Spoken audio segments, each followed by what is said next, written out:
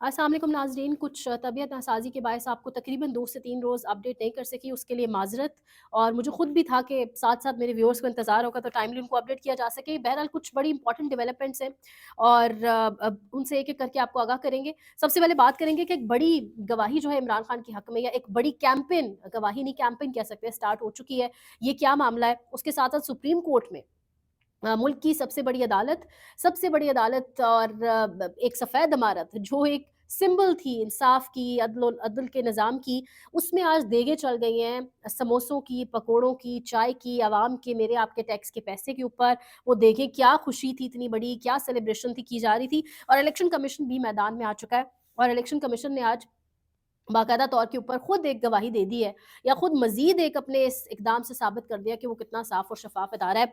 बात करेंगे सबसे पहले कि किस तरीके से सुप्रीम कोर्ट ऑफ पाकिस्तान में आज देगें चल गई हैं और किस तरीके से शाहराह दस्तूर पर ट्रैफ़िक को रोक कर, शाहराह दस्तूर पर ट्रैफ़िक जैम करके बाकायदा तौर के ऊपर पहली मर्तबा किसी सेरेमोनियल हॉल में नहीं, बल्कि एक ओपन एयर में खुली फ़ज़ा के अंदर हल्फ़ बर्दारी की तकरीब हुई। जो जजेस नए लाए गए सुप्रीम कोर्ट के अंदर, जो कोर्ट पैकिंग की गई, यानी जुम्मे वाले रोज़ कोर्ट पैकिंग के ऊपर जो जिस तरह सुप्रीम कोर्ट का जनाज़ा निकला है, उसकी बाकायदा तौर पे आज एहतमाम भी किया गया। यानी मुल्क में अदल निज़ाम, जो अदल का जो निज़ाम है, अदल इंसाफ का जो निज़ाम है, उसको तो तहस-नहस करके उसके फिर आज सेलिब्रेट भी किया गया है। यानी हँसी इस बात पर आती है, हैरत ये होती है कि तबाही फेर कर उसको सेलिब्रेट भी किया गया। सेलिब्रेट भी चाय, पकोड़े, समोसों के देगों से किया गया।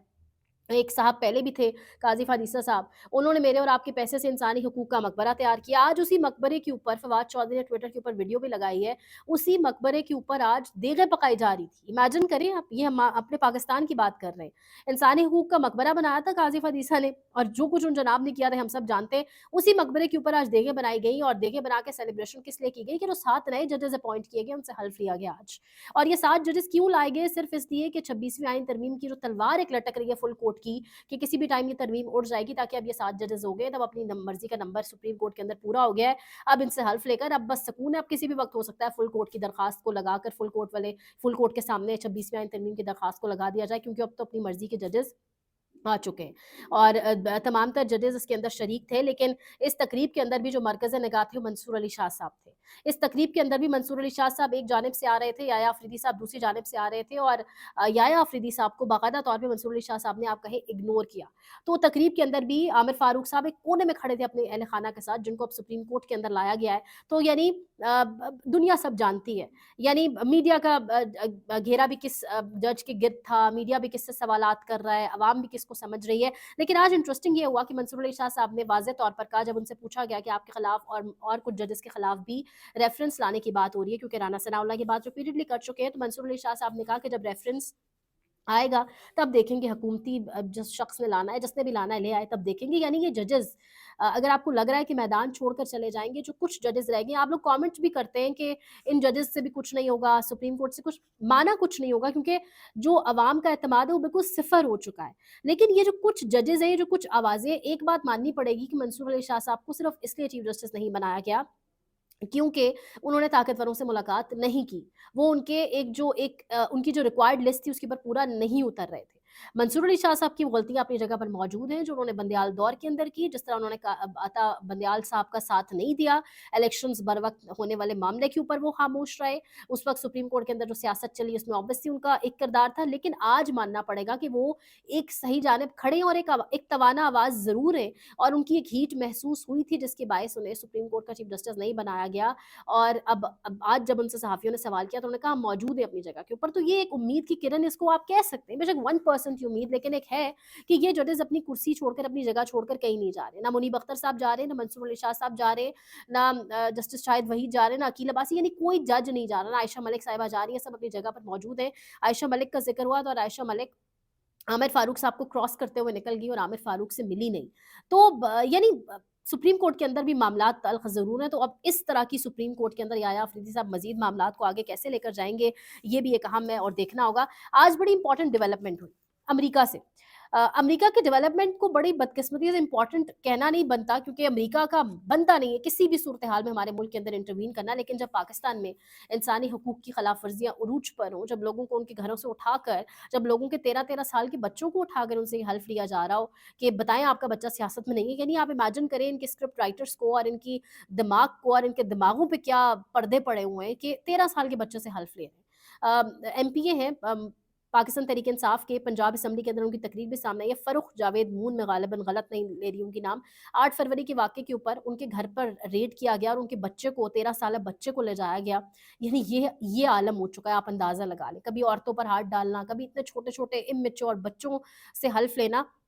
اب امریکہ کے اندر جو ڈیولپمنٹس ہوئی ہیں اس کو اسی لیے اب ہم ذکر کرتے ہیں، کیونکہ گوری چمڑی ہی میں تو کہتی ہوں کہ ان کے اوپر جب ڈنڈا لے کے آتی ہے تب ہی انہیں سمجھ آتی ہے۔ بہرحال اب جو ولسن جو 12 ٹویٹس کرتے رہے، بار بار وہ ٹویٹس کرتے رہے کہ فری عمران خان، ان کی پاکستانی کمیونٹی سے ملاقات ہوئی، محسن نقوی سے بھی انہی کی ملاقات ہوئی، جس کے بعد انہوں نے ٹویٹ کیا تھا فری عمران خان۔ اب آج جو ولسن نے ایک بڑا خطرناک ٹویٹ کیا اور انہوں نے کہا کہ میں ایک قانون تیار کر رہا ہوں جس کو کانگریس میں لے کر آؤں گا اور کانگریس سے اس کو اپروو کراؤں گا، منظور بھی کرواؤں گا اس کو کانگریس سے، اور یہ قانون ہے پاکستان ڈیموکریسی ایکٹ، جس میں پاکستانی فوج اور حکومت کی وہ شخصیات جو عمران خان کو قید کرنے میں ملوث ہیں ان پر پابندیوں کی بات ہوگی، اور یہ امریکی کانگریس فورم پر ایک بڑی آواز ہوگی۔ یہ ایک بڑا خطرناک معاملہ ہو جائے گا اگر واقعتاً معاملہ اس طرف جاتا ہے۔ اب ایک جو ولسن کی بات نہیں ہے، کانگریس کے اندر اتنے سارے لوگ ہیں جو عمران خان کی رہائی کی بات کر رہے ہیں، اور ویسے بھی کانگریس کے اندر اپروو کرانا مشکل نہیں ہوگا۔ وجہ کیا ہے؟ کیونکہ اکثریت جو ہے وہ ریپبلکن پارٹی کو آلریڈی وہاں پر حاصل ہے، بڑی تعداد میں جو نمبر ہے ریپبلکن پارٹی کا موجود ہے، اور بہت بڑی تعداد میں نے جیسے کہ کہا کہ جو امریکی پارلیمنٹ کے اندر سیاستدان ہیں وہ عمران خان کے حق میں ہی آواز اٹھا رہے ہیں۔ یعنی آپ دیکھ لیں ان کو تو اپنے حق میں کیا ملتا ہے، وہ کچھ کاروباری شخصیات اٹھا کر سامنے لے آتے ہیں، ان سے پریس کانفرنس کراتے ہیں، ان کے سامنے پورا میڈیا اپنا بٹھا دیتے ہیں اور میڈیا کے لوگ ان سے سوالات کر رہے ہوتے ہیں۔ کوئی کورٹ رپورٹر، کسی کی بیٹ کورٹ رپورٹنگ ہے، کسی کی بیٹ کون سی، اور وہ سوال ان سے ایک امریکی بزنس مین سے کر رہا ہے، وہ بزنس مین کے بھی جو چٹے کھٹے کھل کے سامنے آئے بعد میں، وہ پھر اس وقت میں نے آپ کے ساتھ شیئر بھی کیا۔ تو یعنی جو ایک توانا آوازیں ہیں وہ تمام کی تمام عمران خان کے حق میں اٹھ رہی ہیں، امریکہ سے بھی۔ اب یہاں پر امپورٹنٹ یہ ہے کہ جیسے جیسے وہاں سے کوئی آواز آتی ہے، یا تو یہاں آواز باختہ ہو جاتے ہیں، یا تو یہاں پہ پینک اٹیکس ہوتے ہیں، واللہ عالم کیا ہوتا ہے۔ الیکشن کمیشن آف پاکستان آج ایک ٹویٹ کر رہا ہے، اور اس ٹویٹ کے بارے میں کہا جا رہا ہے کہ وہ ٹویٹ پہلے کی گئی، پھر وہ ٹویٹ ڈیلیٹ کی گئی کہ کچھ غلط ہو گیا ہے، پھر وہ ٹویٹ دوبارہ کی گئی۔ ابھی شہزاد اکبر صاحب کے ساتھ انٹرویو ہو رہا تھا، سابق مشیر عمران خان کے، سیاست.pk پر آپ دیکھیے گا انٹرویو، انہوں نے کہا کہ یہ ٹویٹ کر کے ڈیلیٹ کر کے پھر کی گئی، کیونکہ الیکشن کمیشن کے اندر بھی شاید کوئی طاقتور شخص موجود ہے۔ تو یعنی آپ اندازہ لگائیں کہ وہ ٹویٹ میں یہ کہا گیا ہے کہ جب تحریک انصاف اداروں کے ساتھ ایک پیج پر تھی، اور ادارے اور تحریک انصاف ایک جگہ پر تھے، ادارے فیسیلیٹیٹ کر رہے تھے تحریک انصاف کو، تب بھی الیکشن کمیشن کسی کے ساتھ نہیں تھا۔ یعنی یہ کون سی زبان ہے؟ یہ کس کی زبان ہے؟ یہ تو اتنی سیاسی زبان ہے کہ تحریک انصاف کو ادارے فیسیلیٹیٹ، سیم پیج، کیا ایک آزاد ادارے کو جس کی محض ذمہ داری ملک کے اندر صاف شفاف الیکشن کرانا ہے، اس کو یہ زبان زیب دیتی ہے؟ تو اب ویسے بھی خیر ملک میں بچے بچے کو پتہ ہے کہ کتنے صاف شفاف الیکشن اس ادارے نے کروائے ہیں، اور کتنی شفافیت کے ساتھ اپنی ذمہ داری جو ہے وہ نبھائی ہے، تو ہمیں پتہ ہی ہے۔ لیکن اب آپ دیکھیں، اندازہ لگائیں کہ یہ ٹویٹ سے کیا ثابت کرنے کی کوشش کی جا رہی ہے۔ یہ اس وقت حالات ہیں۔ کاشف باسی والا معاملہ ہوا، اے آر وائی والا معاملہ، اے آر وائی کے اندر کہا جا رہا ہے کہ بڑے لیول کے اوپر جو ہے وہ انٹرفیئرنس جاری ہے، وہ معاملہ بھی انشاءاللہ آپ کے ساتھ میں کچھ ڈیٹیلز اس کی شیئر کروں گی اگلے ویلاگ میں، اس پر میں آپ کو اپڈیٹ نہیں کر سکی ڈیٹیلز کے ساتھ، اگلا ویلاگ انشاءاللہ اس پر کریں گے۔ اور لائک کریں، شیئر کریں، سبسکرائب کریں جن لوگوں نے پوچھا، اور جو ویلاگز دیکھنا چاہ رہے تھے ان کا شکریہ، کامنٹ بھی کریں، اور کانٹینٹ کو جتنا شیئر کر سکتے ہیں کریں۔ سبسکرائبر کاؤنٹ اب بڑھنا چاہیے۔ اپنا خیال رکھیے گا، مجھے بھی دعاؤں میں یاد رکھیں، خیال رکھیں، اللہ نے کے بعد۔